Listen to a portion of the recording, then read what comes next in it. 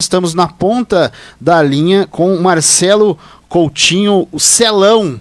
Celão que ocupou a cargo de presidência no último mandato por 4 anos, no último mandato legislativo. Celão, muito boa tarde. Primeiramente, obrigado por atender o nosso contato. Como é que isso chegou a você? Qual que é a expectativa neste momento? O que a sua defesa tem passado após esse posicionamento do André Mendonça ao analisar a forma como o processo tem caminhado? Celão, boa tarde. Boa tarde, Francisco. Boa tarde, meu querido amigo pastor Hélio Bedota. E, antes de mais nada, agradecê-los pela maneira como estão conduzindo essa informação, porque, infelizmente, a gente tem algumas pessoas que acabam passando informações completamente equivocadas, e isso gera uma confusão na cabeça de toda a população, e isso é muito ruim. Então, antes de mais nada, eu gostaria de parabenizá-los por terem entrado em contato comigo, né, me fazer esse convite para poder a gente realmente estar falando o que realmente está acontecendo, né, e o que foi aí proferido pelo ministro do STF, André Mendonça. Então, eu aí expondo tudo do processo. Celão, ontem teria uma audiência no Fórum de Guaratinguetá que foi suspensa. Exatamente, pastor. Ontem seria realizada uma audiência às 13 horas no Fórum de Guaratinguetá, na primeira vara, e aí, já aproveitando a oportunidade, né, entrando na questão dessa liminar que foi concedida na última terça-feira, véspera, portanto, da realização da audiência, onde o ministro, de forma, digamos assim, muito contundente, né, tinha-se lá impetrado atrás um habeas corpus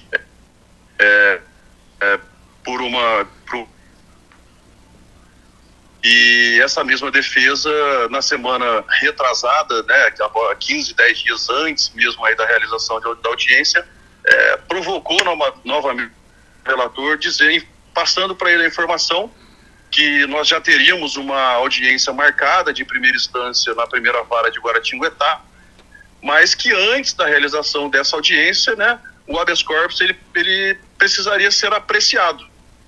E aí, mediante a essa provocação, o ministro André Mendonça, portanto, fez a apreciação de todo o processo e deu aí, né, já liminarmente a sua decisão, e deixando muito claro, né, pastor, para quem tem conhecimento jurídico aí, a gente sabe que hoje em dia um pedido liminar, para ele ser concedido, é como se fosse uma mega-sena, né? Então, uma a cada 10 milhões, né, hoje em dia. Então, essa liminar, ela realmente embasada, muito rica em detalhes, né, para quem teve a oportunidade de ler essa liminar aí, acatando aí o pedido de trancamento da ação, né, a suspensão do processo, e sem dúvida alguma até esclarecendo, né, aí as pessoas que têm tentado aí distorcer as informações.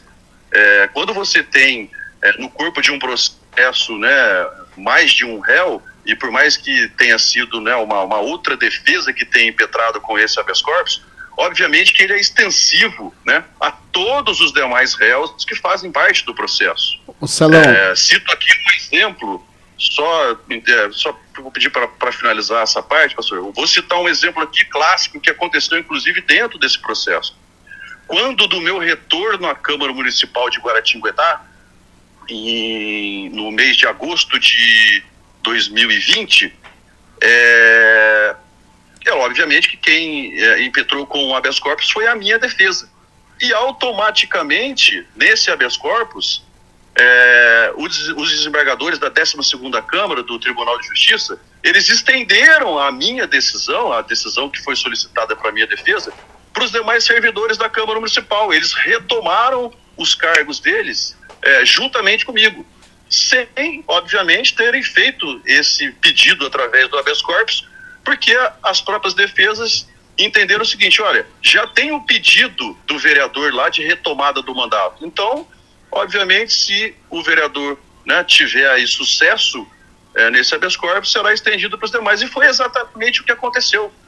E aí a gente vê algumas pessoas aí maldosas, infelizmente, tentando distorcer as informações ou tentando fugir de uma possível discussão, né?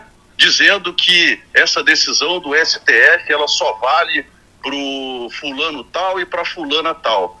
Isso é o cúmulo do absurdo, é o cúmulo do despreparo, do desconhecimento, da desinformação e coisas mais nesse sentido aí, como eu falei, que acabam aí distorcendo informações e levando a população a uma total confusão. Celão, até para a gente poder explicar para quem está ouvindo no que consistiu o posicionamento do André Mendonça, né, que ele é ministro relator, ele aponta que, na verdade, os problemas estiveram ali nas provas não apresentadas, né? Cerceamento de defesa. Exato, porque... Cerceamento de defesa. De acordo com... E hoje em dia, dentro do STF, essa matéria, ela digamos assim, ela é discutida e não existe nada de diferente quando se tem, né, esse fato realmente, quando se tem esse fato ocorrido dentro do processo, a decisão não é diferente do que foi a liminar. E pelo apontamento para quem tem um conhecimento jurídico, né, Francisco? Sim. Acredito que, para quem teve a oportunidade de ler a decisão do ministro André Mendonça, a liminar, ele praticamente, podemos dizer assim, ele já adianta ali, né, o posicionamento dele em relação ao mérito do habeas corpus. Ele reconhece claramente que houve cerceamento de defesa. Para a gente citar, assim, de acordo com o texto do ministro André Mendonça, material que havia sido extraído de celulares e computadores não foram apresentados na íntegra nesse processo, que acabou chegando nas mãos agora do ministro. Houve, como o Celão está destacando aqui, o cerceamento da defesa, que não teve acesso a conteúdo também, e aí ficou destacado aí o prejuízo configurado aí, por isso a liminar deferiu esse pedido. Agora, Celão, daquilo que a defesa tem te passado, quais são os próximos passos do processo? Está suspenso? Há uma expectativa de reviravolta com relação à possibilidade da sua atuação de forma mais oficial dentro da política de Guaratinguetá, diretamente ligado à Câmara, a qual você foi eleito para cumprir mandato? Bom, Francisco, antes de mais nada, perfeita a sua colocação, né? O ministro já deixou claro que foi caracterizado aí dentro da discussão o cerceamento da defesa. Então, portanto, ele deixa isso muito explícito, né? Isso está muito claro aí dentro da liminar. Isso realmente está caracterizado e, como eu falei, a gente tem aí a confiança muito, muito, muito, muito grande de que não será diferente o julgamento do mérito do habeas corpus. E aproveitando, falando politicamente, né, eu não tenho nenhuma condenação política, tá? Seja ela política ou dentro de nenhum dos meus processos que respondo, não existe nenhum tipo de condenação. Essa seria a primeira audiência, primeira audiência de primeira instância. Portanto, reforço aqui que não existe nenhum impeditivo que me deixe inelegível nesse momento. Eu tenho aí saúde política tranquilamente para voltar, caso seja da minha vontade, voltar a concorrer a cargos no Executivo de Guaratinguetá, obviamente também dentro do próprio Legislativo, não existe nenhum impedimento, né? Então, isso é muito bom porque a minha saúde política, ela vai muito bem, né? Como eu falei, talvez a gente hoje, inclusive, né, a gente tenha outras situações, inclusive, dentro da cidade de Guaratinguetá mesmo, condições de vereadores que estão numa situação muito pior do que a minha, né? Como eu friso aqui mais uma vez, eu não tenho nenhuma condenação, eu não estou condenado em nenhum processo. Eu perdi o meu mandato, né, baseado em possibilidades. Não foi baseado numa decisão, muito menos num processo transitado em julgado. Foram tomadas decisões, e eu respeito a decisão da Câmara pela soberania do plenário, né? Mas uma decisão hoje, né? Aí com essa decisão do STF, que mostra que a Câmara se precipitou, né? De maneira nenhuma poderia ter sido conduzido aquele processo como foi. Obviamente que a gente acompanhou todo o processo, a gente sabia da pressão que existia dentro da Câmara Municipal, deixando muito claro que a pressão dentro da Câmara Municipal não era por parte da população guaratinguetaense. Tanto é que nós não tivemos nenhum tipo de manifestação de qualquer cidadão que seja indo lá à Câmara Municipal fazendo, né, aí as representações. Isso é público. Uma representação foi feita pelo próprio vereador Ney Carteiro junto à Comissão de Ética, e a outra representação foi feita pelo promotor de justiça Gilberto Cabete, que se dirigiu à Câmara Municipal, um direito dele como cidadão, mas diferente de tudo aquilo que era ventilado, que existia um clamor popular dentro da cidade de Guaratinguetá para a cassação do mandato do vereador Celão. Isso nunca existiu.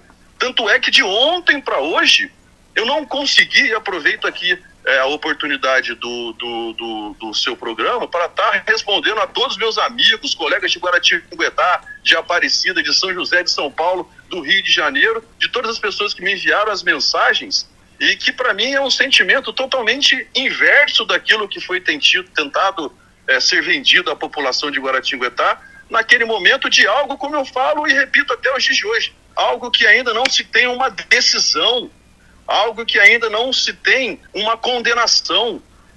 Eu fui condenado de forma antecipada pela internet, né? Tentaram montar um quadro onde nós pegamos o vereador Celão e falaram: nós vamos crucificar o vereador aqui e vamos condená-lo de forma antecipada, né? Mas como agora, eu falei, Celão, isso... Pois não, pastor. Você pretende agora entrar com uma ação na Câmara para reaver o seu mandato? Ou você espera que a Câmara faça isso por livre e espontânea vontade? Bom, pastor... Porque eu entendo que a Câmara fez o processo em cima desses argumentos que, inclusive, o ministro do STF, ele pegou e já deixou claro que isso aí não está valendo nada. O senhor tocou num ponto muito importante agora, né? O que a Câmara usou, assim como, né, o denunciante que fez aí a denúncia na Câmara Municipal usou como parte da peça da denúncia, é exatamente, né, o capa a capa desse processo que acaba, portanto, aí de ser suspenso pelo STF. Então, automaticamente, como esse processo ele está suspenso, as provas usadas pela Câmara nesse momento, que ocorreu aí a cassação do meu mandato, essas provas estão suspensas, né? Então, resumidamente... E eu entendo que a Justiça de Guaratinguetá já entendeu isso aí por conta da decisão do juiz de primeira instância, né? Ele já suspendeu, o doutor Paulo César Ribeiro Meirelles. Ele já suspendeu a audiência, porque essa audiência iria ouvir os três, né? E até aproveitando a oportunidade, reforçando, que eu falo assim, a intenção de algumas pessoas é dizer o seguinte: não, a decisão não vale para o Marcelo Coutinho Celão. Então era para a gente ter realizado ontem a audiência e no despacho do Dr. Paulo Meirelles, onde ele acata, né, a decisão do ministro do STF, ele teria dado um despacho totalmente diferente do que foi dado. Inclusive, acho que vocês têm em mão, se vocês puderem ler para a população entender, que o processo está suspenso para todo mundo. O processo está suspenso na íntegra. Não existe não pode haver nenhum tipo de movimentação nesse processo enquanto o STF não julgar o mérito do HC. Essas são exatamente as palavras do ministro e de forma muito respeitosa, que foi acatado, obviamente, pelo doutor juiz Paulo Meirelles. Agora, pastor, uma passagem importante que a gente vinha falando, né? As provas usadas pela Câmara Municipal são exatamente essas provas que estão agora colocadas em xeque, né? São provas que agora o STF reconheceu com o cerceamento de direito de defesa e que não foram disponibilizados todos os materiais para a gente ter a oportunidade da gente também, né, montar a nossa defesa de forma mais robusta. Então houve o cerceamento de direito de defesa. E agora, como eu falei, existe sim um trabalho de pesquisa sendo feito pelos meus advogados e nós estaremos tomando aí, sem dúvida alguma, alguma medida em relação a isso, porque, como eu falei, nós temos em mãos agora uma decisão de um ministro do STF, uma liminar, mas essa liminar ela tem, obviamente, aí todos os seus efeitos e, sem dúvida alguma, é um instrumento que pode sim ser utilizado para que a gente possa tentar encontrar o caminho, como eu falei, para rediscutir essa questão da cassação do meu mandato. Celão, quero agradecer a sua participação e pedir, inclusive, para você fazer a gentileza, caso a gente precisar entrar em contato para outros esclarecimentos, que a gente pretende também transformar isso numa matéria no Jornal Atos, aí a gente volta a se falar. E qualquer novidade nós estamos aqui à sua disposição, como também, inclusive, do representante da Câmara, para poder, acredito que o Pedro Zanini, para poder, nós vamos tentar ouvi-lo a respeito do seu mandato, porque afinal de contas, praticamente é temerário, né? De repente você está afastado por conta de provas substanciais que estão, inclusive, sob um efeito assim de negativa da justiça, né? Você vê o STF, na pessoa do ministro André Mendonça, ele enxergou precariedade, né? E cerceamento de defesa explícito. Sem dúvida, pastor, e até reforçando como eu falei, eu não tenho nenhuma condenação, fui afastado do meu mandato simplesmente em meras ilações, em cogitações, né?